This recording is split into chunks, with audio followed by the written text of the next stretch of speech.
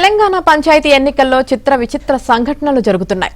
జగిత్యాల జిల్లా కోరుట్ల మండలం తిమ్మాయపల్లి పంచాయతీ ఎన్నికల్లో తల్లి కూతురు పోటీ చేస్తున్నారు.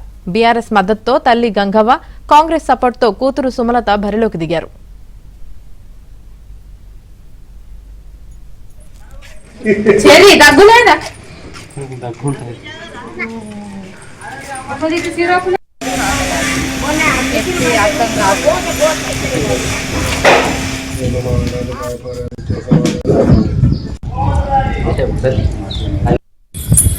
మాకు చెప్పాలంటే సార్ నాకు చెప్పరాదా కానీ మా ఆయన రాని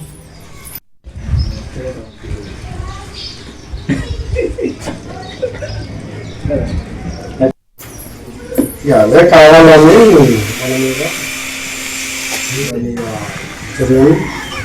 చూద్దాం. 100% మనల్ని సపోర్ట్ ఉంది. అందరూ దీన్ని మనం కానీ భయపడేది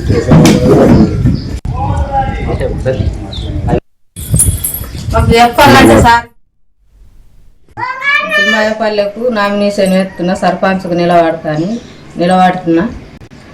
మింగాలలేము కాలం ఆయన కానీ తక్కువ ఎలక్షన్లలో పోటీ చేస్తారు ఖచ్చితంగా.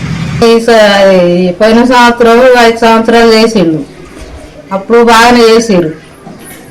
అప్పుడేట చేసిరు, ఇప్పుడు అట్లా చేస్తే నన్ను గెలిపిస్తే చేస్తామని అనుకుంటున్నాను. ఊరిని అభివృద్ధి చేస్తామని అనుకుంటున్నాను. నేను కాంగ్రెస్ అభ్యర్థిగా సర్పంచ్కి నామినేషన్ చేయడం జరిగింది. నాకు అపోజిట్గా మా అమ్మ వేసింది, అండ్ గుంజా మామయ్య, జీ వెంకటి ముగ్గురు వేసిరు అపోజిట్గా. ఒకవేళ మా అమ్మ తప్పుకుంటే నేను ఏకగ్రీవం అవ్వడానికి అవకాశం ఉంటుంది ఎక్కువ.